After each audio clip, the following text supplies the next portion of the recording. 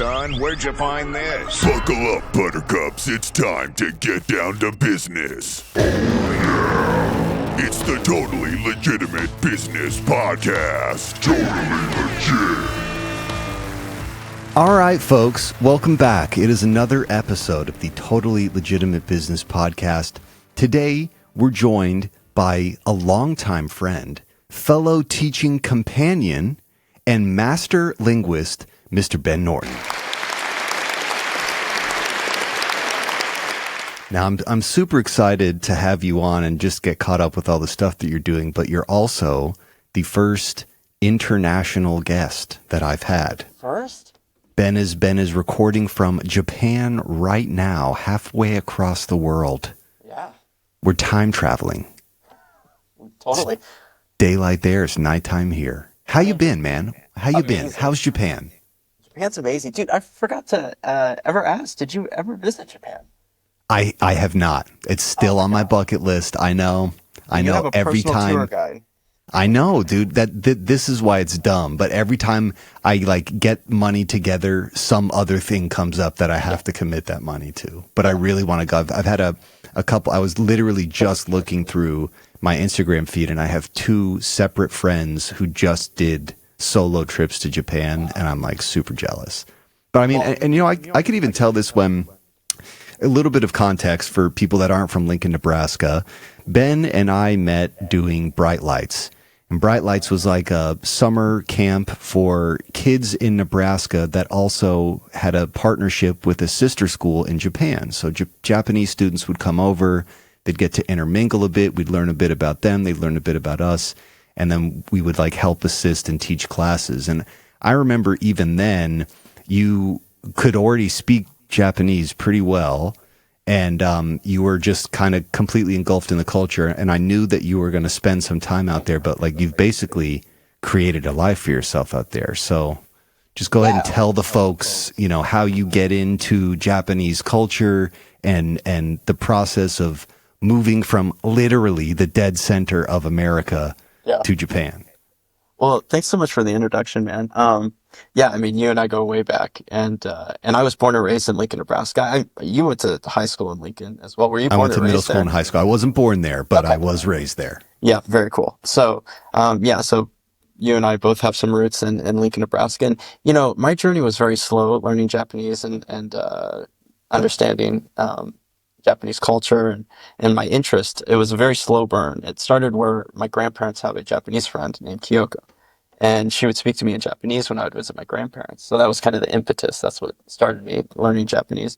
My parents were very supportive of my interest. Growing up in the 90s, there was Japanese things everywhere. Our car was a Honda.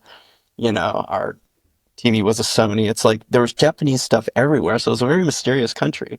And then, of course, we had opportunities to interact and meet with Japanese students in the summer through this wonderful program called Bright Lights, like you introduced. And so I was very passive with my interest in Japanese. Obviously, I was active in some way where I was studying on my own. But every time I would kind of get a little bit disinterested, something would come into my life that was Japanese related, and it would fuel my interest again. So I'd be like, Japan's cool, but I'll focus on another interest of mine. And then the Bright Lights program would show up, and I get to meet Japanese students. And then I'd lose a little bit of interest, and then I'd go to high school. Turns out my high school was one of two high schools in all of Nebraska that teach Japanese. I mean, what are the odds? I lived 5 minutes away from it. Hilarious. It was super fortuitous. So interested in Japan in high school, get to visit Japan for the first time in 2008 for 6 weeks in Osaka. Lived with a host family, so that was my first introduction to Japan. I loved it. I went to the University of Nebraska where I took Japanese. My mom calls me while I'm on campus my freshman year. Out of nowhere, she goes, "Speak Japanese." And I hear her hand the phone to somebody. And to my limited Japanese at the time, I'm like, "Moshi moshi." That means hello on the phone. Turns out we had a neighbor from Japan move in next door. He was working at the Kawasaki manufacturing plant. Him and I became best of friends. I'd visit his house once, twice a week. We'd talk in Japanese all day. He'd teach me about Japanese culture. And the beauty is he was fluent in English, but he would always speak to me only in Japanese because he saw in me, an interest in it. Yeah, he was such a mentor. So I did that through him and through some other connections. I ended up getting an internship at the Kawasaki manufacturing plant and worked there. while I was in college, I studied abroad at Central University, and went back, graduated from the University of Nebraska. And during my senior year, I got an email from Central University where I studied abroad. And point blank, they're like, "Hey, you want to work for us?" I'm like, "Yeah, that sounds good." So I jumped on that opportunity and literally came to Japan the day after I graduated. Oh And my then the day gosh, after that, I really? started working. So I went from being a student to a member of society pretty quick. There was no Complete immersion. Yeah. complete immersion. That internship rolled into 12 years of being a study abroad advisor or coordinator. And definitely not to toot my own horn, but I was very lucky to get an early start and go through a lot of simulations and a lot of controlled environments that allowed me to make mistakes, learning about the culture, learning about the language to prepare me for my job now. I still make mistakes all the time, but it just so happens I'm the first foreigner to work full time in administration at this university. So all of Oh my work is in wow. Japanese. So I wouldn't have been able to do that if I wouldn't have had this slow burn growing up. So I give a lot of credit to that environment that was created for me in Lincoln. It was a great place to grow up. So I didn't realize there were so many fortuitous things. I mean, the neighbor working Yeah. at the fact that there was a Kawasaki plant in Nebraska that didn't even register until you just said it. yeah. But the fact that he moves next door and Oh yeah. recognizes your interest and is like, "All right, well, you want to learn? We'll learn." It was even more serendipitous because the Kawasaki manufacturing plant donated a Japanese library to the University of Nebraska called the Oh my Kawasaki Reading gosh. Room, which I would go to as a kid. So in a weird way, they funded me to learn Japanese and then work for them. Meta. Total meta. So I was happy to kind of play poster child for that. And I'm luckily I'm in a position now where I get to work with other students studying abroad at our university, learning Japanese, and get to share some of my mistakes with them, so they don't have to repeat it. So I feel very blessed for sure. It's super cool.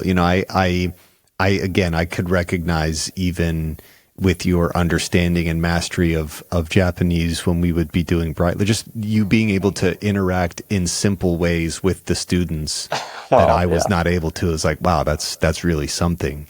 Yeah. But you've lived you've done music and stuff out there. Like you've made a life for yourself out there. And it's just super cool. Like that's a long way from home. And it's interesting that you've been able to like make a piece of your home there. Yeah, I appreciate that, man. Again, I had a very lucky start, so I got to collect a lot of experiences. So by the time I actually moved to Japan, it was pretty comfortable. Obviously, learning Japanese, the only country that uses, Japanese on a daily basis is Japan. So you got to move here if you're going to use it on a daily basis. Of course, I could use Japanese in America and live there just fine. But I've really found a comfort in Japan, a community.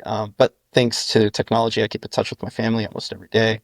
I travel back to Nebraska once a year and stay connected. So I'm very, very lucky to have the best of both worlds in that regard. The reason I laugh so hard with you talking about me using Japanese when we were part of the Bright Lights program, it's because I recall all the mistakes I made and all the weird phrasing. I once asked a student, not to be raunchy, but a student was under the weather and there was no one there to translate. Obviously, when it wasn't a medical emergency, but they wanted to understand what was wrong with it.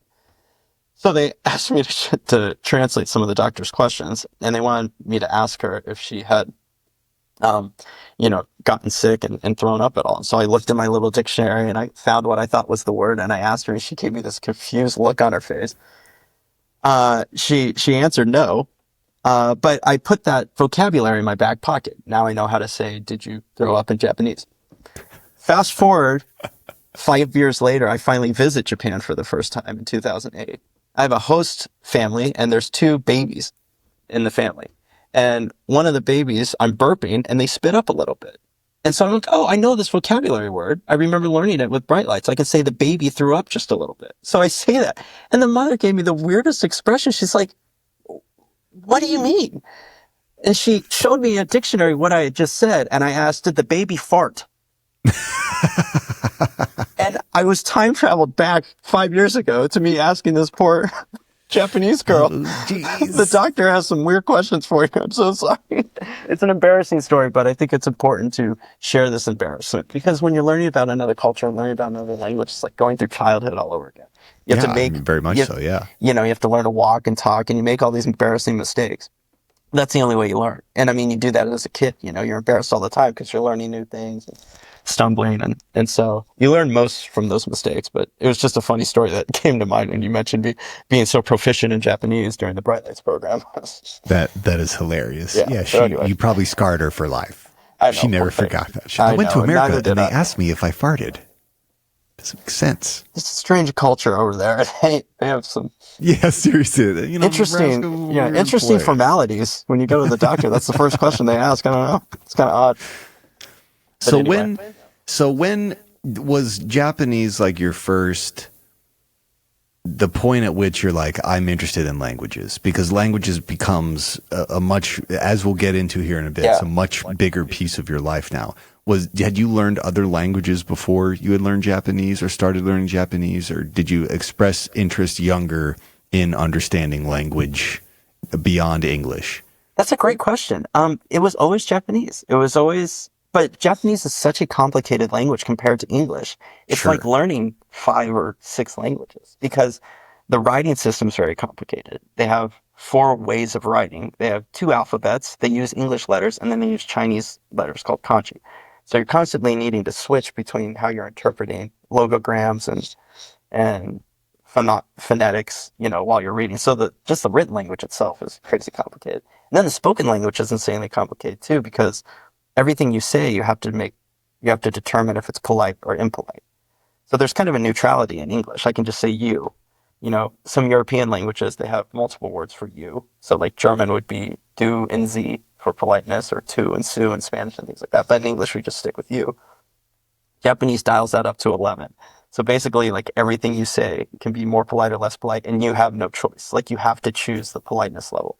And it's determined by one's status in society. So the language itself is hard enough, but it's inseparable from the culture, and you have to know both simultaneously. And while Tread you're that speaking, tread that line. So where English is a little more malleable, it can kind of adopt any culture or any language, and it's kind of like math. No country really owns it. We just use it as a way to communicate with each other. But Japan certainly owns Japanese, so you got to play by their rules. So when I was younger, I don't know why, I was just always fascinated with language. I was always fascinated with symbols. I loved fonts. I loved writing. I was so excited to learn how to write cursive when I was in 3rd grade, because I'm like, we're learning a new language, everybody. I mean, this is amazing. I was just so excited for whatever reason about written language. And then inherently, Japanese is so complicated when it comes to written language. It was, a perfect match for me. I was always fascinated. Yeah. Great challenge. I was always fascinated with other friends who were bilingual. I had friends who would speak Turkish at home, or Arabic at home, or Swahili at home, whatever it would be. And then I'd get to see the personality change when they were with their family, and then when they were speaking with me. And that was always a fascinating thing. I grew up in a monolingual household, but I grew up around lots of music. My parents have friends from all different backgrounds, so I got to meet with people who, spoke various languages growing up. And it's a very, very nice, diverse place to grow up and learn different viewpoints. And so I was always fascinated. Vietnamese is our 3rd most spoken language in Nebraska. So you'd go to the children's zoo, and you'd see signs written in English, Spanish, and Vietnamese, and you hear local Vietnamese radio. And it's just so fascinating to grow up in that environment. So I think that's what fueled my interest in language. But Japanese was always the main one. My girlfriend's from Germany, so I'm learning German. Amazing. Anytime I want to make her laugh, I earnestly try to speak German, and then inherently make a mistake, and it's always great. I've had a lot of instances of making mistakes, but it's great. It's great to go through the motions again. It's like, oh yeah, this is what it was like learning Japanese. How about you? Have you studied other foreign languages? So in school, I took Spanish. Yeah. And I've actually, the past couple of years, I've really just I have always loved language in like the more metaphorical sense. Like I consider math a language. Yeah. And understanding it and being able to apply it is a skill that I think is necessary. Same thing with other languages from all around the world. So basically, the past, I guess, 3 years now, Duolingo is just a part of my day. every day I'm on there. Like right now, I'm really hitting Italian really hard. My family's Italian, so I figure it would make sense for me to learn that. I have the background in Spanish, so there's some kind of Romance language overlap. I'm also digging pretty deep into Latin. I like Latin. I always come across Latin words, and I'm always looking them up anyway. So I figured, why not understand this language more? I just think it's an important thing, especially as Americans, because other cultures make it a point to know their language, and then also kind of make sure that you learn English or another language. And it always bothered me in America that was not as much a priority because, English is the dominant language. So I don't know. I feel like it's one of those things where I haven't mastered any of the languages that I've studied, but every day I'm looking at it. And living in New York, I hear all sorts of different languages, and it's been one of the most interesting. lingually diverse places on earth. Sure, besides Papua New Guinea. I work right next to Chinatown, so there's a long, but a good guess about a year and a half where I was digging pretty deep into Chinese, and being able to walk through Chinatown and just understand simple greetings, simple interactions, and just like contextually understand, oh, this is what they're talking about, and I understand that. Same thing with Russian. Yeah. Just being able to hear Russian on the street and be like, oh, I understand what that person is talking about. And it's like, for me, if I'm going to live in a place that is so diverse with all these languages, and for me too, it's also, I like the way stuff sounds. Oh yeah. Like I hear Japanese, or I hear Chinese, and I hear Korean or Russian, and I like the way that it sounds, and I want to make my mouth make those sounds, if that sounds weird. Not to be pedantic, but in linguistics, that's called prosody. And it's a musicality of language. I might not be using that word correctly, but and that's so key when it comes to mimicry and trying to capture the pacing of language. I mean, you and I both are definitely into music, and there's such a musicality. So that really rings true with listening to languages and kind of hearing it like music and just the pacing. Music as a language. I grew up in a very musical household, and it was my parents were always like traveling the world doing music stuff, and that was kind of impressed on me pretty early. The universal language is you can take this anywhere, and you can communicate with other musicians, and there's like yes, regionally across the world, musical styles are different.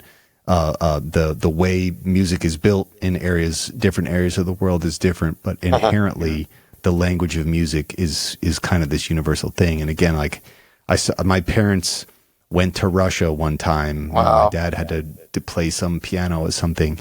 They couldn't speak Russian at all, but they were able to communicate with all the other musicians there through music.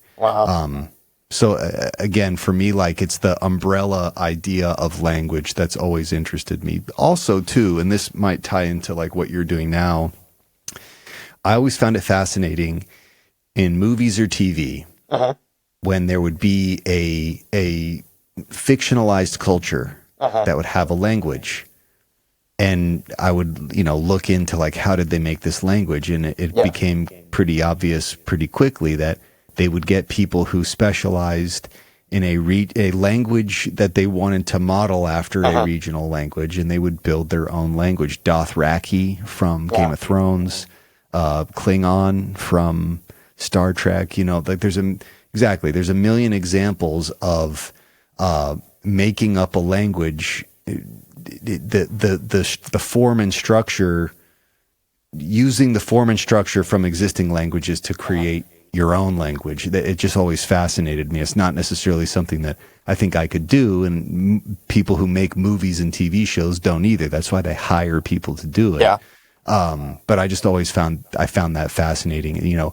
At the core, kind of going back to the math comment, the form and structure are inherent. And I've definitely learned this doing. I just hit my 928 day streak on congrats. Duolingo. I'm diligent about that every day. And the more languages I spend time learning, the more I start to see like base level function and form that is applicable across everything. And And, Well, and you know, just yeah. the general idea of like this, in this language, this is how you would structure a sentence, and that how widely that can vary is just always fascinating to me. Well, I mean, you've hit on so many things I'd love to talk about. I mean, just taking what you said, it sparked some ideas and experiences that I've had. Firstly, part of my job is constantly code switching, as many people do all day, between Japanese and English, or you know, just cultural problems and issues that occur with the study abroad, whether it's inbound or outbound. And so it's explaining culture to other people. And Nelson Mandela had this amazing quote when it came to language. I loved because I'm not too familiar with the history, but I know that, you know, obviously he was imprisoned, and the language of the people who were imprisoning him was Afrikaans, which is a descendant of Dutch, and in some ways mutually intelligible. Well, Nelson Mandela learned Afrikaans. And when asked, why did you learn, quote unquote, the enemy's language? He said, when you speak to someone in the second language, you're speaking to their head. And when you speak to someone in the first language, you're speaking to their heart. And that is just such an amazing quote. And I feel that if I'm speaking English to someone in Japan, I could see them in certain situations really struggling to understand me sometimes. But as soon as I switch to Japanese, the whole thinking just shuts off, and I can speak directly to their heart. Now, you know, we have to meet in the middle too, because I'm only so proficient in the language. But connecting with people in that way is such an amazing thing. Another really cool thing when it comes to music is, in Lincoln, I got to be part of a steel drum band, which was one of the most amazing experiences I had. It was called Pangea, and it's still going on. Shout out to John Schofield, a percussion master in Lincoln, who was able to get a grant for us students to play steel drums and teach us Afro-Cuban rhythms, abaca, clave. I mean, we had an engine room. It was an incredible experience. And so I learned all these Afro-Cuban beats. Fast forward, living in Japan, there's a Cuban restaurant in Tokyo in a place called Shimokitazawa. I went in there, they had conga drums. They were jamming. I jumped in and played one of the beats I knew that was part of the song. They lit up. They're like, how do you know this beat that's part of our culture? And I'm like, well, I was lucky enough to be exposed to that as a kid and learn. And so in that case, it's not me speaking Spanish that connected with them. It was me knowing that beat. Yeah. Specific to that song, and me being, oh, I know this, and jumping on, and it was so fun. And so, you know, it's amazing the parallels that you have with speaking a foreign language and then participating in music, just like your dad playing piano in Russia, you know. So very cool. It's too also, you know, there's something very special. Americans get a bad rap, and rightfully so, because a lot of Americans go to other places and they act like total jerks. Yeah. Like a lot of the international frustration with Americans abroad is completely justified. But when you show interest in another culture's food, for sure, music, or language, that like kind of goes to what you're saying. It's speaking to their heart. Oh, this person isn't just here to take pictures for their Instagram. Yeah. This person is in some way touched by the things that we do here and wants to share that. That's also super random that there's a Cuban restaurant there. That's perfect. Well, I mean, it's Tokyo. I mean, it's one of the biggest cities in the world. You got super diverse place. You got everything. If you want it, you got it. I mean, well, and it's also we like have to shout out Lincoln, Nebraska, because for sure. A lot of people say Lincoln. When I tell them I'm from Lincoln, they're like, "Oh, what's going on out there?" And to be fair, there isn't a ton, but there's also kind of a ton. Like there was a lot of opportunities that we had as kids that a lot of people that I know have met through my life, they absolutely did not have. Total Goldilocks. Yeah, really. Not too big, not too small. You have access to all these amazing opportunities. You know, there's not such a fight for if you lived in a big city. Like for me to be in a steel drum band in New York, you know, that would take a huge, you know, audition process. You know, I'd have to be the best. Yeah, no. But, you know, I had these opportunities thrown my way to be part of Bright Lights. I mean, all the amazing classes that they did, like dissection of sharks and stuff like that, Lego robotics, and just and they, you know, geographically is pretty isolated, and at least from my perspective, that place really did care about art. Yeah.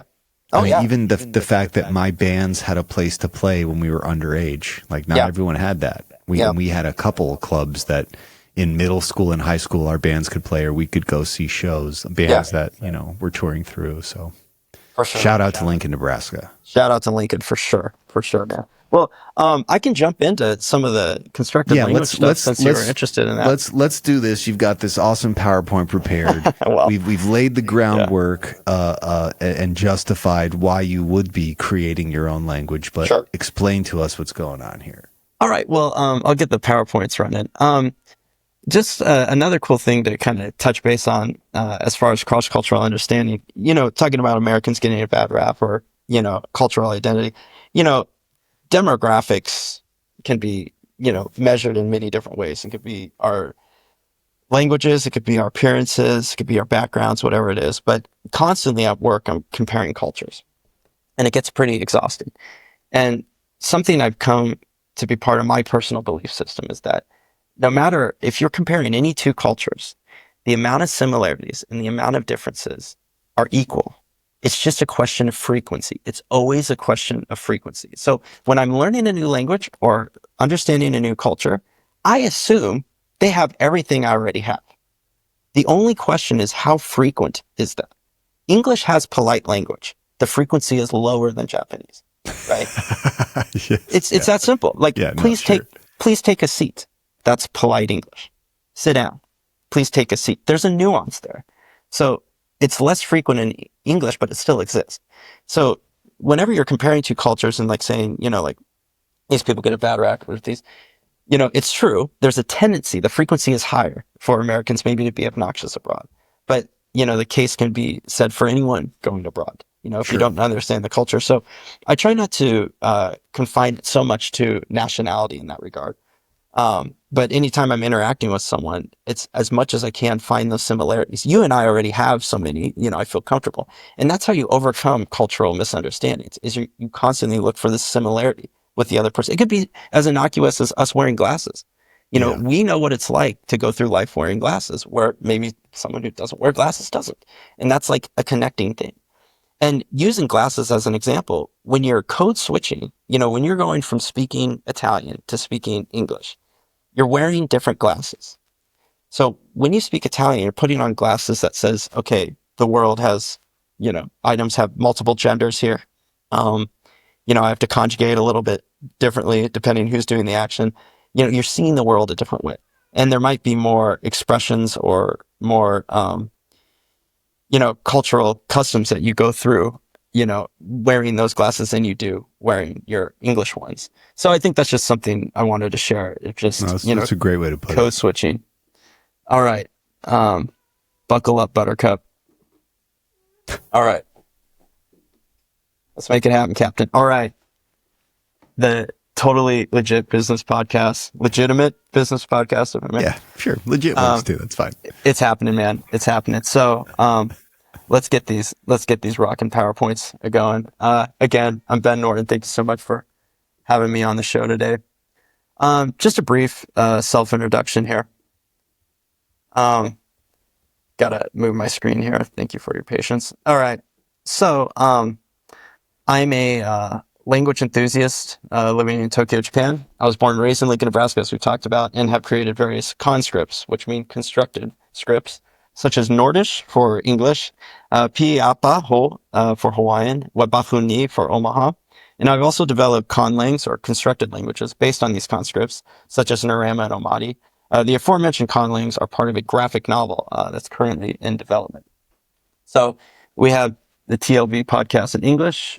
We got it in Nurama. Sick. Which is the shirt I'm wearing. We got it in Omati. And then we got it in Piapa. Amazing. So I'm just going to talk about my three main languages today, but if you have any questions or comments, please chime in at any point. So we'll start with Nurama. Ramade Nurama, Introduction to the Nurama Language. Jarlim Harjima Ben de Hawaka Nurama. Hello, my name is Ben, and I created the Nurama language. Most of the information I introduced today is also included in videos on my YouTube channel, so feel free to check that out if you're so inclined. Links will be in the description below for those interested. Yeah. So Nurama is a spoken and written language I created for a graphic novel I'm working on. The graphic novel is set on a fictional island inhabited by two nations, the Nurama and the Omati. There's the Nurama language and there's the Omati language. I'll start with Nurama. So this is some example text written in Nurama. I'm actually working on dictionaries. They're not available to the public yet, but I have fully formed dictionaries that explain all the vocabulary and grammar and all that good stuff. So I started making languages in elementary school by doodling in my notes and coming up with various symbols. To the right is one of my doodles from middle school, which eventually became the Nurama language. I was probably 12 when I came up with this. What's crazy is looking back on this, at that time, I had not designated any sounds to the letters. I just made symbols, but you can see how it evolved. So for example, this letter became the M sound, which is prominent in this example text. This became the F sound. This is in. This is the L sound. This is the R sound at the top. It's originally the K sound, but if you put a dot on top, it becomes the P sound. This is originally an H sound, but if you put a line through the middle, it becomes the N sound. So to a small extent, this evolution in these symbols mirrors how the Roman alphabet evolved from Egyptian hieroglyphs. So it's fun to watch these symbols that I was just doodling with. Over time, I was able to allocate sounds to them and create patterns, and kind of find a collection of symbols that seem to have kind of good fluidity, or they look similar to each other. It's embarrassing. The Japanese word I want to say is aishogai. I can't think of the English word. It just means they're compatible. That's the word I'm looking for. They're compatible with each other. And so over time, I was able to find these symbols that are compatible. And, any language learning, any language usage is just pattern recognition. And so I would create these patterns and then over time kind of be able to create perimeters and rules around how the language works. Now, So was that language, like, would you say visually, was that inspired from Egyptian hieroglyphics? To me, it also has kind of like an Arabic look or feel to it. But what was it that inspired you to start doing this at 12 years old? Like, what language did you see where you're like, oh, I love this. I love the way this looks. That's the thing. I can't pinpoint an inspiration. I'm sure Arabic was an influence, but I will actually get into some of the influences. But, who came up with our alphabet? I mean, they saw symbols. Over time, other people took those symbols and made them their own. Yeah. So I was just doodling and I wanted to create a flow, and that's the flow I made. It's same as making music or making any art. It's from the ether. You're a channel for it. I can take credit for it in the sense that, I produced it, but who knows where it's coming from. It sounds weird to say, but usually when I'm working on my language stuff, in my head at least, it's already created and I'm just finding it. And musicians talk about that. They're like, the song I wrote, it was like, it was as if it already existed and I just found that song. So not to, compare me with any genius artist, but that's how it works. That makes a lot of sense. Yeah. That makes a lot of sense. So I'll definitely get into, some of the similarities with other languages. But before I get into that, a little bit of the background. When I use the same alphabet I made for Nurama to write English, the alphabet is called Nordish. I didn't come up with that name. My last name is Norton. My friends came up with that name and it stuck. So, for example, this is hello in Nordish, and it's phonetically written hello. However, in the language I created based off the script I created, hello in Nurama is jar alim, which means good day. So it's similar to how the Latin Roman alphabet is used to write various languages, English, French. So as you alluded to, it does look similar to Arabic, and I don't deny that, but there are some differences. One, Arabic has a lot of round symbols, a lot of circles. Mine doesn't have any of that. If anyone's seen Coming to America, it feels like that scene where he's comparing McDowell's to McDonald's, and he's like, McDonald's has sesame seeds on the bun. McDowell's does not. I mean, it's total, innocuous. It doesn't matter. But anyway, that's the comparison. So, at first glance, yes, it looks like Arabic, but it's quite different than Arabic. One, Arabic's written the opposite way. It's written right to left, where mine is written in the same manner as English, left to right. Even though Arabic has diacritics or symbols to show vowel sounds, vowels are not kind of the core of Arabic. Usually it's just consonants written, and then you guess what the vowels are. So there's a lot of differences if you actually know the languages, but I totally understand how, it looks like Arabic, but it wasn't necessarily my primary. Yeah, it wasn't direct influence. It wasn't my primary inspiration, though I love the Arabic script. It's beautiful. Me too. Yeah, I think it's awesome. Over time, I've been creating this since I was a kid, so friends have asked me to get like tattoo artwork in it. So there are friends with ink in my languages, sick. which is wild. Yeah. So there you go. And I use it for artistic expression as well. I've kind of visualized what the world would look like in these languages. What it would look like on my phone or what it would look like on a computer. So I have a little fun with Photoshop there. Here's what it looks like handwritten, and there's also a cursive form that I've developed.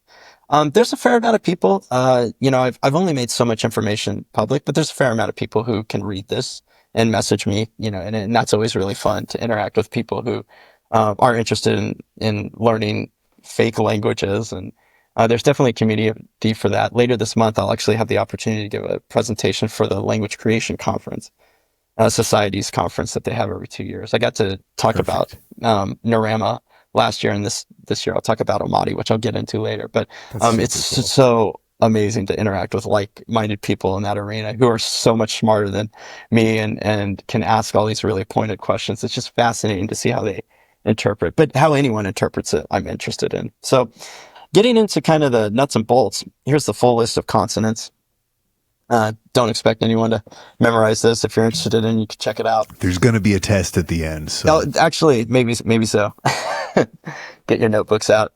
Here are all the vowels. I'll get into the nitty gritty a little later, but just to kind of showcase what it looks like. So, as I create these languages, I come up with parameters or rules, and over time I can kind of collect those rules and parameters and then build a language based on that. It's great when you can kind of create some restriction, and that's where the creativity flows, because I've created these rules in the language, and then how do I create new vocabulary, new expression based on these rules and ideas that I've made? So Nurama has 5 basic vowels: A, E, U, A, O. This is what they all look like lined up. And you'll notice that the bottoms are similar, but the tops are different. So let me get into the vowel structure. Every vowel has a hook, a base, and a stem. These are just the vocabulary words I use to describe them. The stem is what dictates the vowel's pronunciation. So A is straight, E is bent, U, A, O, so forth. And these are single vowels. Then you also have flowing vowels. Flowing vowels are used for words with more than one syllable, so more than one beat. Ben is 1 syllable, Norton is 2 syllable. So again, they have the same pronunciation as singles, but they're mirrored to each other. A, E, U, A, O. And this is just for aesthetic reasons. The pronunciation doesn't change. You also have final vowels, and final vowels are used for words that end in a vowel, like the word go. So you have A, E, U, A, and O. So the consonants. The consonants have uppercase and lowercase, just like English. They also have a medial consonant, which is where a consonant appears in the middle of the word and takes a different form. This is very common in Arabic. And there's just a few exceptions in my language where the middle consonant kind of takes its own unique form. And then you have ending consonants. Now, some ending consonants look similar in their initial, medial, and ending forms, but some do not. Such as the letter D. It looks a little different in its initial consonant than it does in its ending consonant. And the letter F.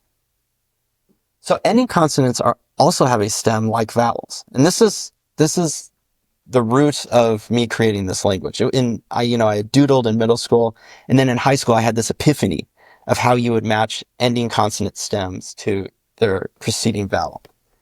So the shape of the stem can change depending on the stem of the preceding vowel. So for example, if I wanted to write the word Bob, in my language, it would be written B-A-B. So if you think about the pronunciation, it's actually an ah sound for Bob. You don't say Bob. Just like the word tall or hot or walk or pop, it has this aw sound. So we start with the letter B, capitalized. We have the letter A, making the aw sound. And then you have an ending B that looks like this. So you can see how the shape of the B at the beginning and the end looks similar. It's just the ending one has a stem, just like the vowel. Now, if I wanted to write the word bib, then I'd use the E vowel here. And basically the only difference between these two is just that shape of the stem. The shape of the stem, yeah. And then the ending consonant also matches that. Now, as of now, this pronunciation is not bib, but beep. We have short and long vowels in English, or, sharp, whatever it may be. So you add a diacritic, which is just usually a mark, a symbol on a vowel sound, but it can also be on a consonant. That changes its pronunciation. So we go from beep to bib, the I sound. For multi-syllable words, like the word baby, we have an ending vowel at the end, because it's not ending with a special consonant. So that's what it looks like if you have a multi-syllable word, and therefore you're using flowing vowels. And this is just purely based on aesthetic. I thought it looked better to have that mirroring stem, kind of made it a little more prominent. And I don't know, it just looked cool, so I went with it. Obviously, it takes a little longer to write this than you would to use the Roman alphabet to write English.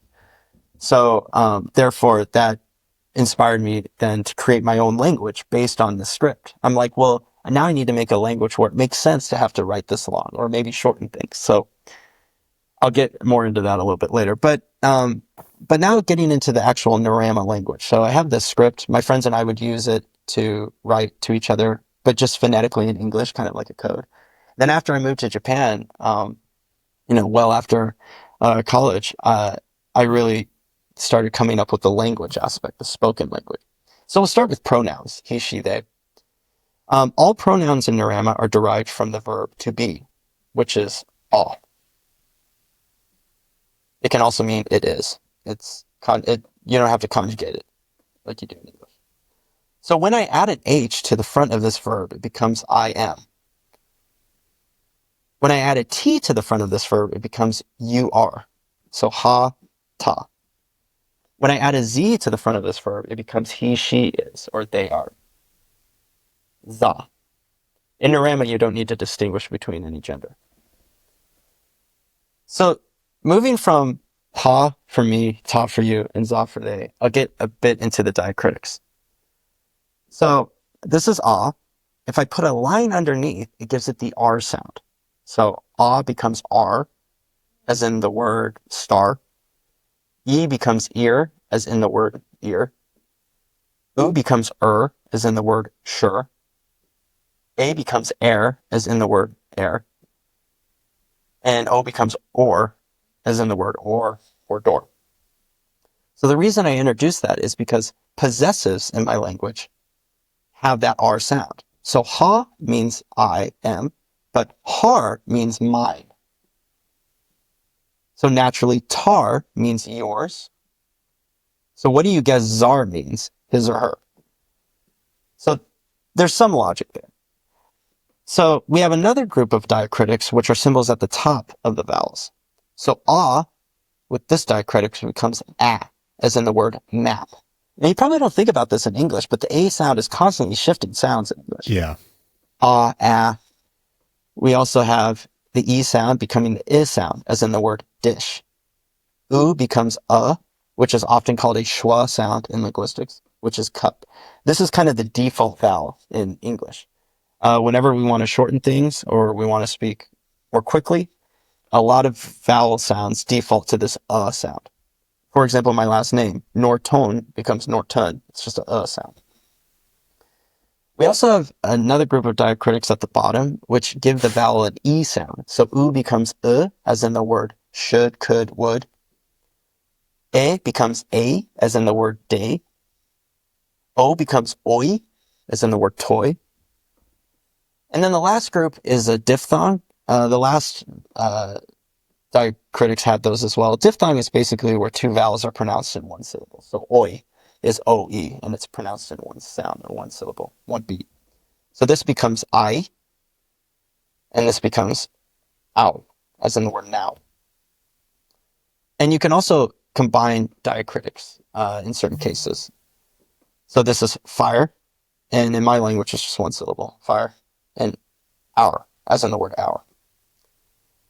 So the reason I get into that is because another parameter I set up is that all of the verbs in my language start with a vowel.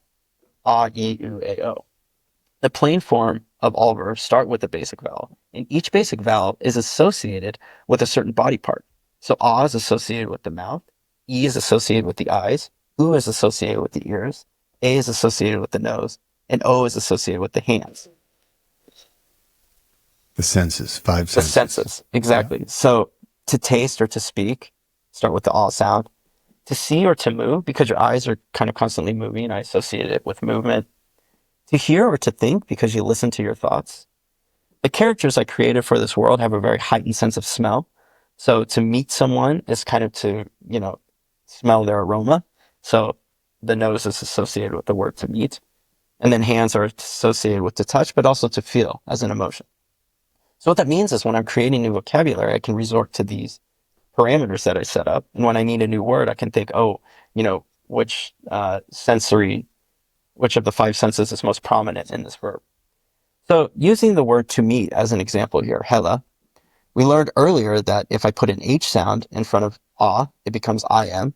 So all of the verbs start with vowels. So to conjugate them, I just have to put an affix or a consonant in front. So hela means I meet. So tela means naturally you meet. And then we have zela, he or she meets. And we have some more verb conjugations. For example, nela, this negates it. So to not meet, this is negative tense. Vela, this means met. So it's past tense. Yeah. Very good. Mela, meeting. So it's the present progressive tense. Lela, I will meet, which is the future tense. And so on. So I have a complete list of affixes for conjugating verbs. And since all pronouns in Nurama are technically verbs, you, me, he, she, they, pronouns can also be conjugated using suffixes. So it gets a little complicated here, but stick with me. So ha means I am. If I take this V sound in the order of operations, going to the next level, adding a V makes it past tense. So ha means I am, have means I was. Han means I am not. It's negative. Have na means I was not. So we use the a to be for supplement verbs or other conjugations. So I need to put two ideas into this. Have na, which means I was and then not. So using an example sentence here, we have order of operations that pronouns go first, and then we have level 5 and level 4 and so on. And it starts with the top level. So you start with that first one and just keep going down. So havnelata means I did not meet you. I also have o, which means to have. And this is unique because just like the verb a, to be, to have can also be conjugated with suffixes or consonants at the end. So have means I was, but hov means I had. So hov nelata ve means I have not met you. Ve means before. So hov nelata ve, I have not met you before. So that's kind of the bones of the language. So moving on to adjectives, as I showed earlier, a dot underneath gives it the R sound. So all of the adjectives in my language, the beginning, what do I want to say? Not intonation, but the beginning beat, the syllable, all starts with one of these vowels. So what that means is when you're looking at the language, even if you don't know a word, you can determine if it's a verb, adjective, and as we'll see later, a noun. And I created it that way because as I was learning languages, it was sometimes hard to know if this word is a verb, adjective, or noun. But just by the sound of it and by the look of it, you can tell if it's a verb, adjective, or noun in my language. So each adjective has one of these letters in its initial syllable. So for example, the word good is jar. And you can also put in the R diacritic between a consonant and a vowel. For example, the word fun is cree. So if you hear that R sound in the initial syllable, then you know it's an adjective. moving on, we have nouns, finally. And all of the nouns, just like adjectives, have a specific diacritic in the beginning to denote that it's a noun. For example, the word alim means day. So jar alim means good day, and that means hello, just like bonjour in French. So alim is day. If I want to capitalize a vowel, I use the silent capitalized letter, and that makes it alim. So in my languages, for whatever reason, when I'm creating languages, I really like to make a distinction between vowels and consonants. And I don't often create capitalized vowels, so I create a silent letter that you can put in front to a function for that purpose. Yeah, exactly. So this is a capitalization. So some of the grammar, Nurama grammar is generally subject verb object, like English. For example, hajinim, I eat fish. Literally, I eat and then fish. And we could tell here what's a verb and what's a noun, because the verb has one of the 5 basic vowels with no diacritics, so you know that's a verb. The noun, nim, has that that diacritic there, so you know it's a noun. So even if you're looking at this and you don't know what it means, you at least have, a chance at guessing what the functions of the words are. So just for background, when I create my languages, the technology I use an app called iFont Maker on my iPad, and then I use an application on my MacBook, ArtText 3 and 4, to further, edit the stylize. Font. Exactly, yeah. That's a great word, stylize.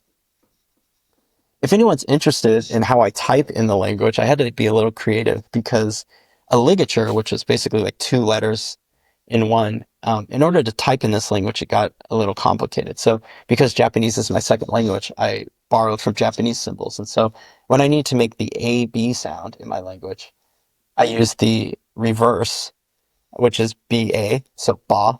So I transpose those sounds.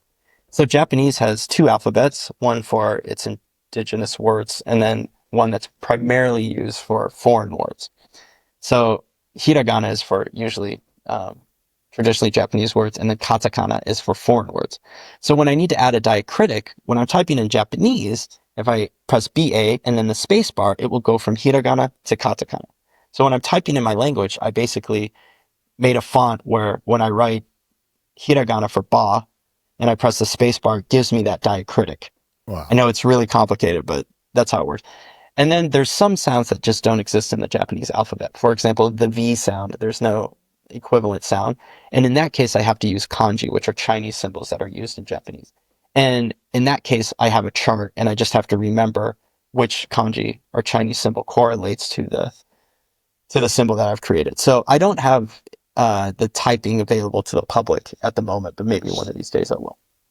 So, Tora Kakan, do you have any questions? This is Nurama. I'll just start with that.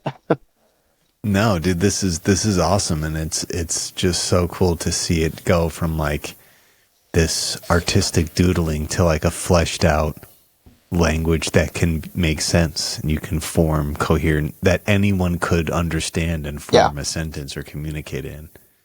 It's wild to get messages in this language, because I've only made so much available to the public yet. And it's not because I'm trying to like hide anything. It's just, it's proprietary. Sure. And I don't want to make money off of it necessarily, but I think there's potential there. So I'm just protective. But just with the limited information I have in the videos I've made and things, people are able to deduce, what things mean and figure it out on their own. And it's just fascinating. Well, I mean, that is language. Like that, exactly. That, we talked about it before. Where did English come from? Yeah. Where did any language come from? And it's just cool to like, you started doodling these things, and it's now fleshed out into a coherent language. Yeah. Yeah. It takes time, but, basically we're speaking the tongues of our ancestors constantly. People saw something and evoked a sound and they created it. And this happens actually in the English language, and we're totally not aware of it. I mean, some people might be, but like the SN sound inherently has to do with the nose. To snout, snarl, snare. It's something evokes the SN sound for nose, and we don't know why, but it does. Or the GL sound for like gliding or glimmer or whatever, for maybe something shiny or something smooth. So we're creating words all the time or repurposing words because the sound of it, the prosody, if you will, evokes some kind of feeling. So basically what I'm doing is just a microcosm or just like a small experiment of what happens on a grand scale all the time. I mean, we're all creating languages, whether we know it or not. So it just so happens I, create a script that goes one with step further. Yeah, a little bit, but yeah. So, but yeah, I can get into the other languages, and if you have any questions along the way, I'll I'm happy to answer. Let's keep rolling with it. All right, so next we'll get into Omati. This is my newest creation. Omati Now, Language. just off the rip, this reminds me a lot of Russian. Not saying that that's where you pulled the inspiration from, but visually it looks a lot like Russian. I'm happy to hear that because that means it looks like a real language. That means that you see this and you're like, it looks like something that could exist, and it resembles this 100%. Spasiba. There's a bit of Cyrillic or Cyrillic, vibe going on. But I hope that as I explain a little bit more, it'll produce a different vibe. Not that there's anything wrong with Russian. I just want it to be original. Of course not. Solia anafiwa benhen omatingo jengachata. Hello, my name is Ben, and I created the Omati language. There's some subtopics with this language. It started as a constructed script. It moved on to being a decorative script, and then I used it for constructed language. And then I have a bit of a conclusion there. So this will hopefully ring home to you because I'm going to talk a little bit about Nebraska and the influences that Nebraska had on me creating this language. So this constructed script is an alphabet with uppercase and lowercase letters, just like Nurama. It has 5 main vowels that can be inflected with auxiliary letters. These letters come in the form of lines. And they vary in length. So you have ah, and then a long one, ah, and then you have a nasal sound, on, and then you have a long nasal sound, on. The auxiliary letters can also inflect consonants. So, for example, you can have aspirated, where air is coming out, or tense, so ka, or ka, or just ka in between. So these lines can affect consonants as well. There are also supplementary consonants and vowels that are mainly used for loanwords. So basically, I created this alphabet, but maybe not all of the sounds in English are represented in this alphabet. So I use these supplementary auxiliary lines to then create other sounds. For example, maybe the L sound is created by the TH sound with this short line. So this constructed script has logograms, which can be used for grammatical markers in any language this script is applied to. So logograms are basically just symbols that are not phonetic but have a sound. The best example are numbers in English. You see the number 5. It just, how to say 5, but there's nothing necessarily phonetic about it unless it's written out in an alphabet. Sure. So I created these logograms that can be applied maybe for grammatical. For example, instead of writing is for is every time, you put a logogram that means is. So moving from the constructed script, I repurposed this language, not necessarily for English, but for another existing language, and wanted to create a decorative script with it. So I developed this construct for my own amusement in 2017 and decided to apply it as a decorative script for an existing language in 2018. This is all just Photoshop. It doesn't exist necessarily. But the language I chose was the Omaha Ponca language. It's a Siouan language spoken by the Omaha Umoho people of Nebraska and the Ponca people of Omaha in Nebraska. The two dialects differ minimally, but are considered distinct languages by their speakers. The name Nebraska actually comes from the Omaha word for flat water, Nebraska. Now, what's so wild about this is I knew that growing up. I knew that Nebraska, I had heard, meant flat water in the Omaha language. And as I started learning the Omaha language to apply this decorative script to it, I would come across example sentences that would have the word water, neat. And I'm like, oh, I know that. Then I'd come across example sentences that had the word flat in it and it would say Nebraska.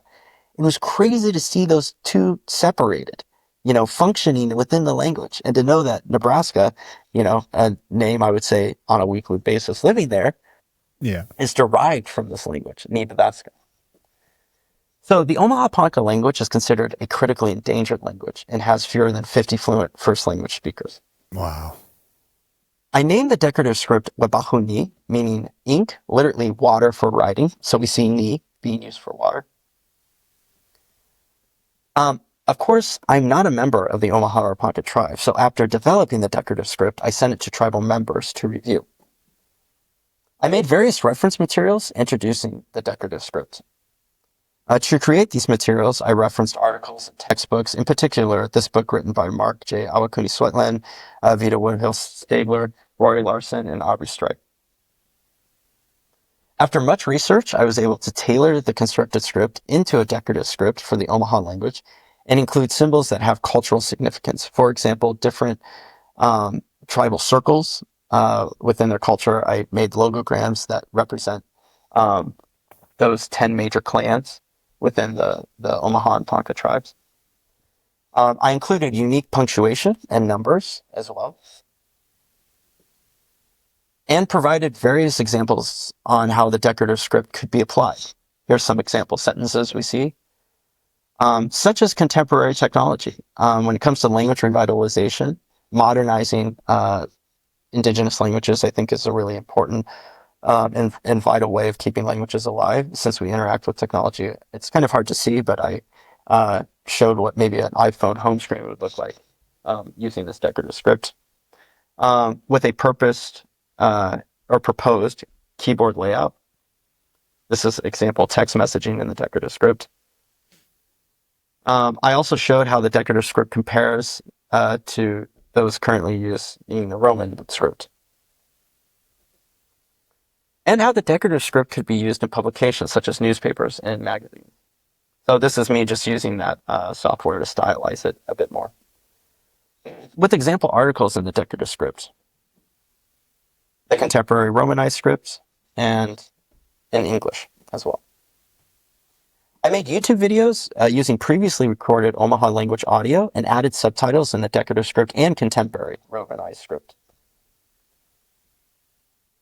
And I also made a workbook to practice the decorative scripts. I'm obviously big into education, so I wanted to create workbooks that showed you how to write this decorative script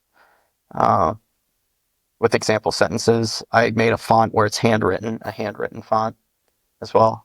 As you can see, I kind of made like outlines so you could like fill in the blanks and then practice writing it. You could connect logograms to their cultural significance. Not only just vocabulary, but also sentences. And for my own amusement, I reimagined the script being used for various brands. Perfect. I think it's just fun to see, what the world would look like. I find so much art in topography. It's decorating our lives. One of my all-time favorite documentaries is Helvetica. Maybe people wouldn't be that interested in it, but this is something that we see every day, and people are meticulously designing this. It's just incredible, the frequency at which we interact with these fonts and maybe don't give it much thought, but they really communicate a lot of emotion to us. When I go back to America, it's weird to see everything in one alphabet after living in Japan, where I would argue is probably a typographical paradise. I mean, not only do you have Japanese, you have signs of all sorts of languages, New York included, but because Japanese has so many symbols, just to read a newspaper, you have to have a basic understanding of 1,945 Chinese symbols, plus hundreds of alphabetical symbols as well. And then variants on that, it's just incredibly hard. The entry barrier is crazy. So, but for someone who likes topography, it's just a treasure trove, all day long. I'm stimulated. Super stimulated. Oh, it's amazing. It's very, very fun to feast my eyes on the typography and to see the choices they make. Anytime I see like a really unique ligature or something like that, I'm always quick to point it out or take a picture of it and notate it. But, it makes walking around fun. It makes, going out to the real world and seeing these fonts fun. So I kind of reimagine that, what would the world look like in these scripts. So in 2019, the tribal members I contacted about my decorative script kindly replied to me and agreed to meet with me in person. Coincidentally, a movie about the Omaha language was premiered while I was working on the decorative script called The Omaha Speaking. I attended one of the screenings in Omaha, Nebraska, and had the opportunity to meet with native speakers for the first time and actually speak with them in the limited Omaha I knew at that time. It was an incredible experience after being kind of isolated and learning as much as I could about the language on my own, then to speak with people who grew up speaking this as their first language. It was very emotional. So some of the members were interested in what I had created, but it was determined that they would not proceed with adopting the decorative script in any formal capacity. The tribal members explained to me that they had been approached before about using words in their language for products and were reluctant to have their language be used by non-tribal members. However, they understood that my motivation was not financially driven, but creatively driven, and thus welcomed me to assist with current and future Omaha language related projects. Sick. This experience taught me a lot about the complexities behind language revitalization efforts. On one hand, I feel that languages provide a platform for artistic expression and can be used as such if one's intentions are not malicious. However, I understand and I also respect that tribal members are the custodians of their language and have the right to choose how their language is used. From this experience, I decided to cease further developing this decorative script and will only continue if tribal members request me to do so. In the meantime, I'm still in touch with tribal members and hope to continue assisting with their language revitalization efforts in accordance with their wishes. This is an amazing opportunity. I learned a lot from it culturally. So in 2020, I chose to use this script for a constructed language I'm now developing for a graphic novel I'm writing. So I decided to repurpose this to go back into this graphic novel I'm writing, where I'm using the Nurama language and the Omati language as a way to create cross-cultural communication and understanding in this fantasy novel, if you will, I'm working on. So now the constructed language aspect. So repurposing the Omati script from a decorative script to a constructed script. This graphic novel, again, I'm working on is set in the fictional island inhabited by two nations, the Nurama, which I introduced the Nurama language earlier, and the Omati language. And you can see the Nurama are living to the left, which is the east, and then the Omati to the right, the west. I guess the opposite, east-west, sorry. I introduced the Nurama language during the 10th Language Creation Conference in 2023, and would now like to briefly introduce the Omati language for this year's conference, which I will do later this month, but I'll give it a trial run here. So thank you for the platform and opportunity.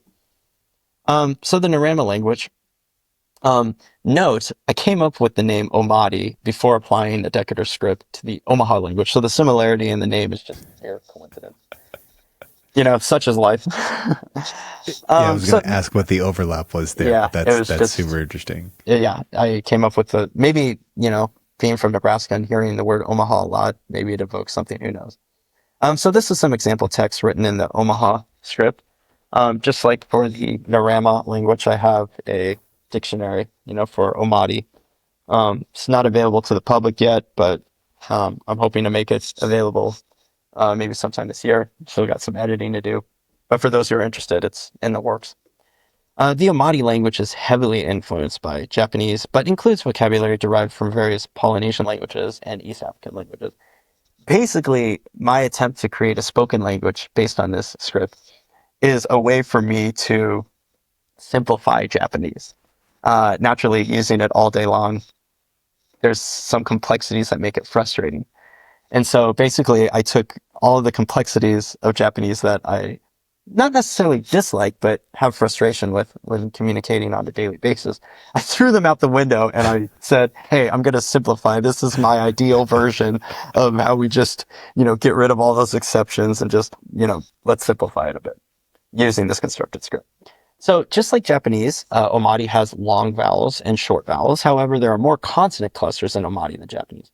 So if you ever listen to Japanese, again, the musicality of the language is very vowel, consonant, which a lot of Polynesian languages are. So Hawaiian can kind of sound like Japanese, and Japanese can kind of sound like, it could sound like Tagalog from the Philippines, or maybe some Indonesian languages like Bahasa, where it's just very vowel, consonant.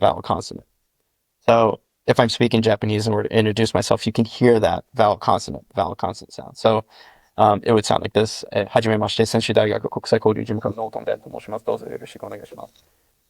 When I end with the S sound, that's really the only example where it's not ending with the vowel sound. It's ending よろしくお願いします, which just means nice to meet you, or it's a pleasantry. That ends on an S sound, but that's really one of the only exceptions. The other exception would be N in Japanese. But other than that, most sounds end in a vowel sound, which is interesting because this creates a unique aspect of the Japanese language, which is older people can understand the language longer than older people who use English as a native language. And the reason is because in Japanese, you're speaking out at the end of the word. Because if it's ending in a vowel, you're speaking out. So it's easier to hear. So older people have a better listening comprehension in Japanese than they would in English. Interesting. Because in English, the sounds are swallowed. So I'm trying to think of a good example, but like bookshelf. So shelf, LF, that sounds being swallowed. Bookshelf. Yeah. Where dana in Japanese, dana, the ah sound is bookshelf. Hondana, like you're hearing that ah sound. So because the breath is going out, it's being projected and it's easier to hear. This also happens in Hawaiian. It's just an interesting aspect of language. So verbs are formed and conjugated by adding certain endings to nouns. I won't get into the thick of it with this, but there's a chart for it. Basically, Japanese has two main types of verbs. You have a verb where you can just have a noun and then add to do. So like I'm going to do work. So shigoto suru. Or you could say I'm going to work, which would be hataraku. So I could say I'm going to do work, which means work, and then add the verb do. Or I could say I'm going to work, and that would be a different verb. So there's basically these two forms, where I can just take a noun and add to do, or I can have a unique verb. Basically, in my language, I just said get a noun and put to do, and that just makes it so much easier. And then I can repurpose those words. So I can use the word work as a verb and as a noun. I got work to do. I have to work. And then you can also make that an adjective. So, it's working or something like that. The script also has different fonts, which are each respectively used by certain members of the Omati society within my, book and culture, as you can see here. So, for example, chants recited by Omati monks are written in a round form. And the reason is it's supposed to evoke a bellowing sound. So they do in my mind at least, they do like this kind of throat singing when they chant, which always sounds cool. And so it has that kind of bellowing feel, and that's why it's rounded. There are two main dialects of Omati, Kabeshi and Yamachi. Kabeshi is spoken near the center of the island, while Yamachi is spoken near the northern mountain range. Anyone who is familiar with Japanese will quickly notice that Yama means mountain in Japanese, so I'm definitely borrowing heavily from the language. But nothing is new under the sun, it's just repurposed. I've developed Omati in tandem with Nurama, so I have them share loanwords in accordance with interactions both cultures have in the graphic novel. So I have loanwords from Nurama into Omati and from Omati into Nurama. And so a conclusion for this part of the presentation. So working on this decorative script has helped me re-examine the proprietary nature of language. I plan to continue creating decorative scripts for existing languages, but I will reach out to more native speakers before I make my work available to the public, which I did for Hawaiian, and we'll talk about in the last part of my presentation. But as for the Omati language, I'm continuing to develop it and incorporate it into various projects related to my graphic novel. I finished making pocket dictionaries for both Nurama and Omati, and I hope to have them available to the public soon. My illustrator is a good friend named Maurice Wegelo, also. Actually, he's originally from Kenya, but he lives in Lincoln, and we went to high school together. So, cool. He's an incredible artist, and everything that I've seen so far, I'm pretty much his. Yes. That's super cool. Yeah, there's some exceptions where I had to use clip art here or there, but most of it's his. And something he's also helped me on is making a card game. So my newest creation, you're one of the first to see this. I only printed this a couple days ago. Exclusive. Totally exclusive. Oh, Buckle up, that's Buttercup. amazing. Yeah. All right, here we go, man. So I'm creating a card game that features my languages. This is the Nurama deck, and then you got the Omati deck.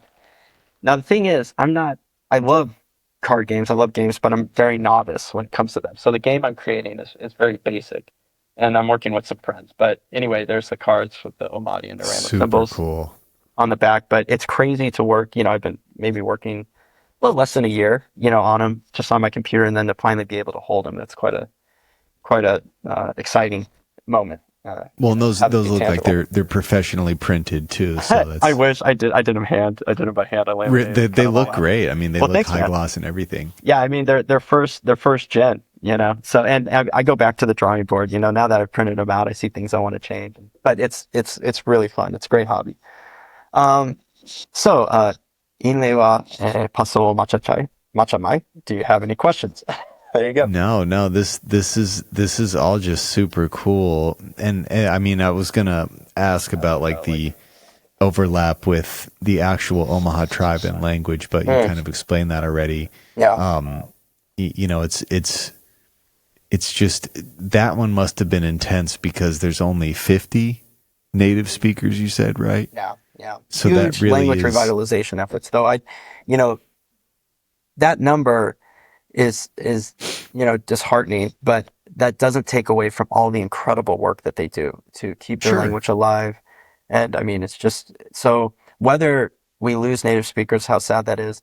There's plenty of examples of language revitalization. Sanskrit is spoken in parts of India. It's considered a dead language, but revitalized. Hebrew is the biggest example of that. Hebrew was to use it for a daily. I mean, basically, the native language of Hebrew speaking people who speak Hebrew as a native language are using a constructed script. They recreated that language. It's incredible. And there's other examples with the revitalization efforts with Irish and Welsh and things like that, keeping their language alive. So. But yeah. No, it's super cool. It's super cool stuff. Yeah, well, I appreciate your interest in it. So, I'll get to the last part, and if you come up with any comments or questions, please feel free to chime in at any moment. Yeah, sure. But last, I'll end with Hawaiian, which is pi'apaho. So I developed this script after my first trip to Hawaii in 2018. This constructed script is also an alphabet with uppercase and lowercase vowels and consonants. This is one of my only conscripts where I have uppercase and lowercase vowels. There are also supplementary consonants that are mainly used for loanwords, just like the other language. And it has its own unique number and punctuation. I also made multiple fonts, just like Omati. Because it's an alphabet, it was a little easier. With Nurama, it's really hard to make multiple fonts. I basically just have one for that and then edit the font. But with this, I could use the program and kind of create some subtleties between the thickness of the lines and things like that. To show what the script would look like in a publication, I made an example magazine, an article. So this is what it looks like. I know it's a little small, but this information is available to the public. And this is what the script would look like as a text message. Obviously, Hawaii waves, it's supposed to be a little flowing, a little rounder. It's not as sharp or as, rigid as Omati. Angular, yeah. Exactly, angular. So this is what the keyboard layout would look like. So I sent materials about the script to a man named Puakea Nogomeyer, and he kindly replied. So Puakea Nogomeyer is a hula instructor, linguist, scholar, researcher, writer, and American composer of Hawaiian music and chant, who's professor emeritus of Hawaiian language at the University of Hawaii, Manoa.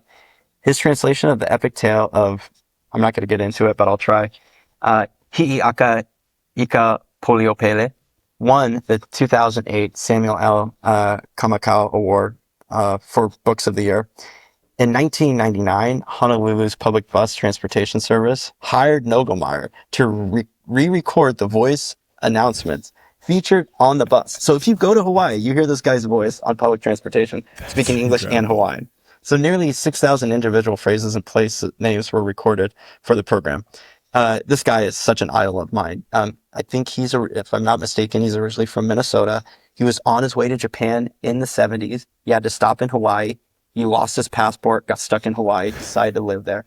Became a hula instructor. His story's incredible. Became a hula instructor. Naturally, learning hula, you learn Hawaiian phrases and chants. He performed. People would come up to him and speak in Hawaiian, and he'd have to say, sorry, I don't speak Hawaiian. They're like, well, you're chanting as if you spoke Hawaiian. So he's like, well, if I'm going to do hula, I have to learn Hawaiian. Might as well, yeah. Learned the language, took lessons, befriended one of the very few, native speakers who was a foreigner himself and very elderly at that time, but had moved to Hawaii from the mainland, became fluent in Hawaiian, had incredible vocabulary, and he befriended this guy and, was able to retain so much of Hawaiian culture and language, vocabulary, grammar from him. And, Puakea Noblemeyer's made it his life mission to, revitalize the Hawaiian language, make sure that place names and signs are written properly in Hawaiian. One of his biggest projects are translating newspapers that were written in Hawaiian, because sadly, with disease coming to the island, a lot of families were losing family members and losing that oral tradition. Hawaiian never had a written language until the missionaries came and introduced written language, which was the Roman alphabet. So they repurposed the Hawaiian language when it was a sovereign nation. There's a lot of politics into that, but the royalty and the government at the time adopted the Roman script and put out newspapers where families could publish their stories before those oral histories were lost. And what's wild is these, paper was scarce. So one newspaper would go to the village, they'd sprawl it out on the ground and people would gather around. And as Puakea Noblemeyer has talked about in some of his presentations, people would gather around and they could read Hawaiian upside down, right side up, left, right, didn't matter. They could read it. And it's interesting because when you're a child and you're learning to write, you write letters backwards. There's something in our brain where we can recognize the letter, upside down, right side up, whatever. It doesn't really matter. And so anyway, literature was really important in Hawaii. And so he's made an effort to translate these newspapers back into English. And some of the information they found, are not recorded in any other language but Hawaiian. So they have information about weather patterns from the late 1800s, which was not being recorded in English, but it's recorded in Hawaii. And they can use this information. There's a story where they use this information to analyze insurance claims, to understand the weather patterns back then and see if it's changed or not. So it's really important work. And that just shows the importance of keeping these languages alive, because you lose a language, you lose all the information with it. You think of what the Egyptians knew that we don't. If we knew the language, we could know it, but we can't. It hasn't been passed down. And so, he's just such a great example of someone who's, made it his life's work. And I would submit a very respectful manner, understanding his place and, making sure that Native Hawaiians, those with ancestry, are the loudest voices in the room. So with that said, my work on this script was purely recreational, so I have no intent for it to be adopted in any official capacity. I'm considering possibly using a version of it for my graphic novel, but it's dormant for now.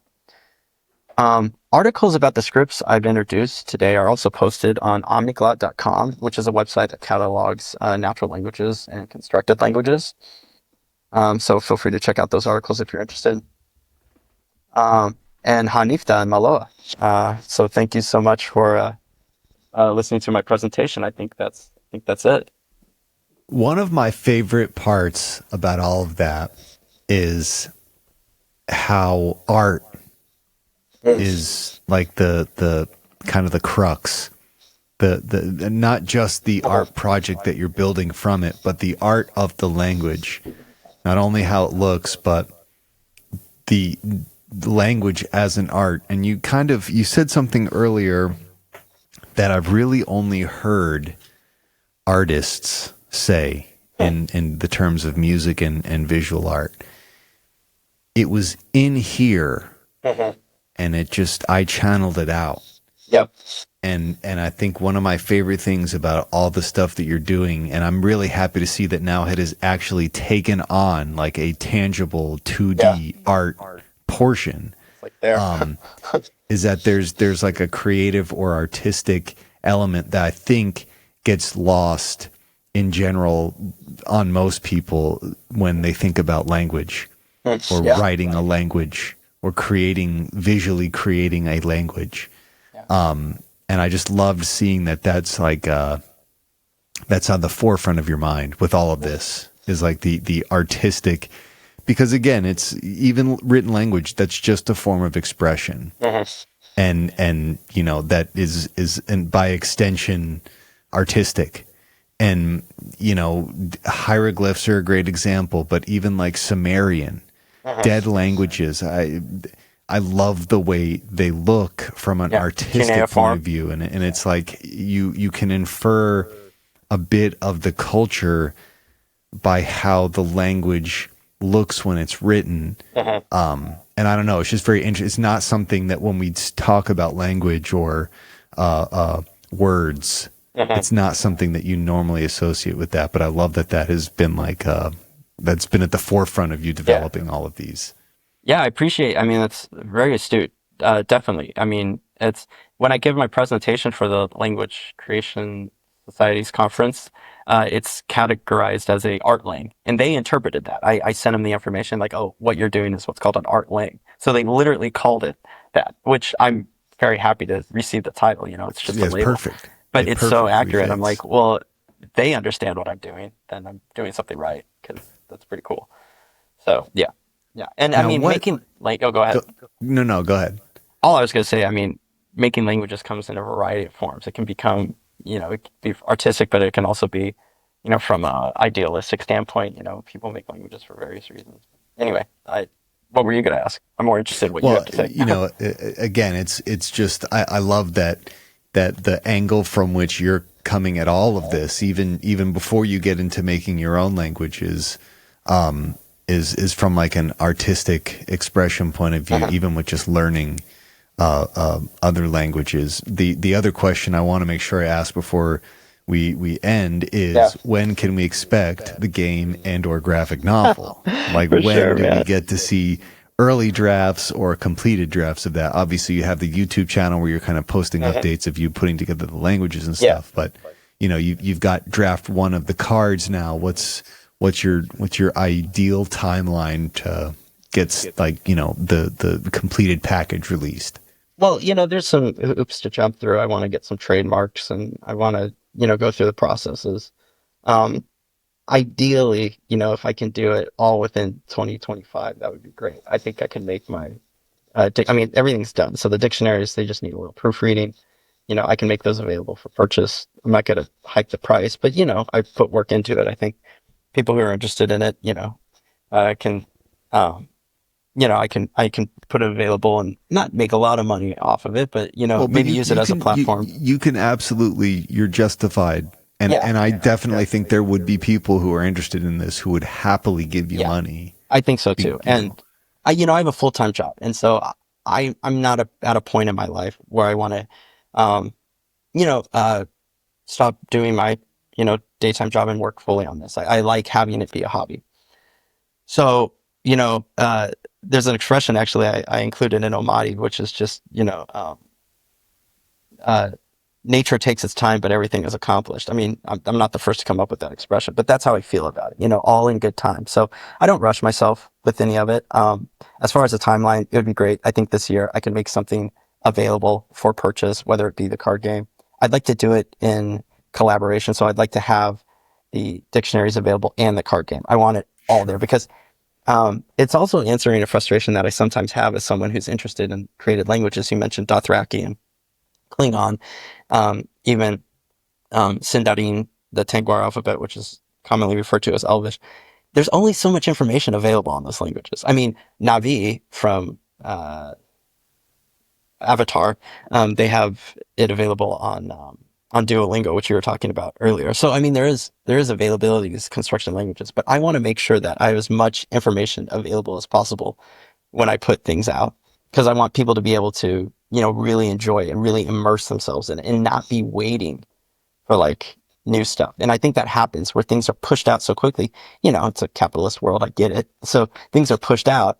And like with the new Dune movie, David J. Peterson, the person who created Dothraki, he worked on, you know, a lot of the languages in Dune, but there's not a lot of information. Like just to find a chart that shows what the letters that you see in the movie correlate to in English, like it's not available. Right. I'm like, why would you not? Yeah, That's why would you not do silly, that? yeah. I mean, I understand if you want to keep up the mystique, but like, if you're really going to put all that effort in there, make it available. To his credit, David J. Peterson is amazing. He wrote a book about constructed languages. He is very open. He's an awesome dude. Never had the opportunity to meet him, but he is a person who does share his love for languages and does not, you know, keep it to himself. So more credit to him. I mean, it's probably just, you know, proprietary issues, but anyway, long story short, I'd like to have it available as much as possible before I really release it to the public. But I think a year is, within 2025, I can have actual stuff available. So. Well, that's sick. Well, I mean, when you do finally get it to the point where it's released and packaged, we'll definitely have to have you back on, and we can. Oh, thanks, man. You can give us another presentation of the completed thing. I would love that. I also, before we wrap up, too, we've got an intro to the Nurama language with some music that we're going to play as the outro to this episode. But I want to make sure you tell people where they can find your stuff. And again, folks, if you are interested in learning more about this, the links to these will be in the description. But go ahead and tell people where to check out your stuff. For sure. First and foremost, thanks for anyone who's listened this far into the podcast. I really appreciate James giving me the opportunity to share my passion. As James mentioned earlier, I make videos where the characters in my book actually speak the languages, and I've used the help of friends to voice some of those. The YouTube channel is Brushes and Blades Conlangs. I'm sure there'll be a link in the description so you can check it out there. I have articles, as I showed, on omniglot.com about my constructed languages. I have an Instagram for Brushes and Blades. So I think the YouTube would probably be the best place to go to, because you can hear the audio and actually listen to the language and derive as much. That's where I probably make the most information public. So definitely check out the YouTube if you're interested. It's for a limited audience, but for those who are really interested in it, I definitely welcome any feedback, constructive criticism, anything you want to share. I'm happy to hear it all. So feel free to leave your comments and tell me what you think.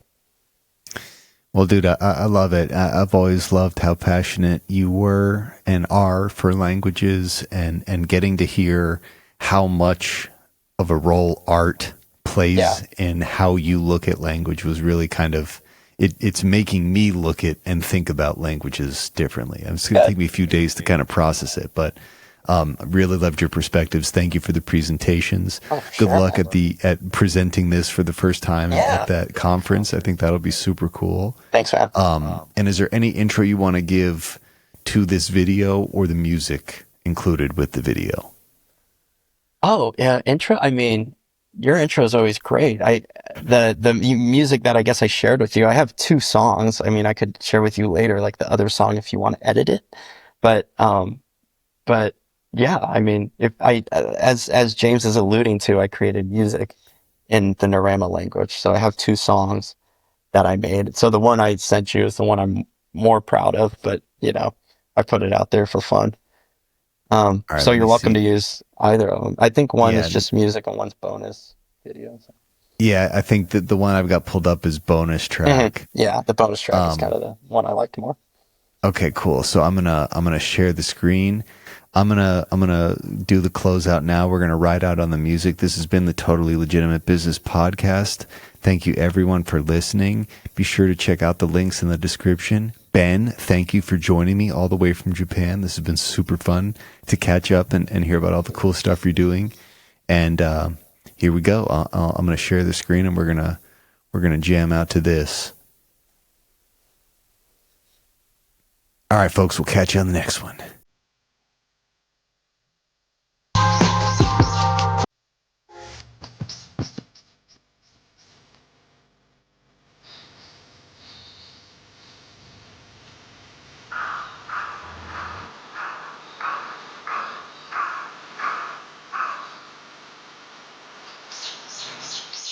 Hoje tal pausa shows enter tripletu. Che palavra. E we keep p.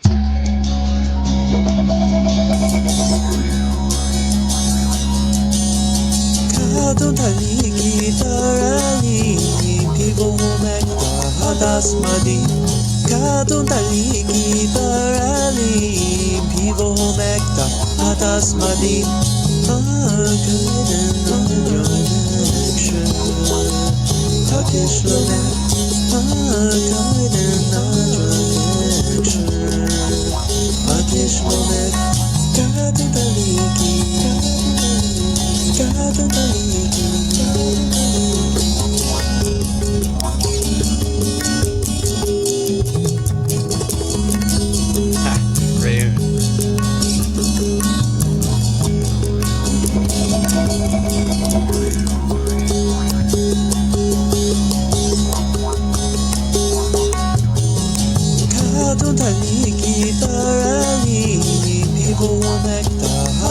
madin Kadun taliki daralim Pivo mekta atas madin Akaden action Hakish lomek Akaden action Hakish lomek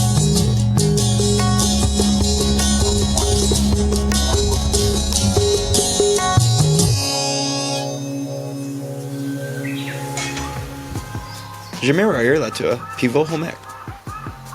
Hastavake Umu.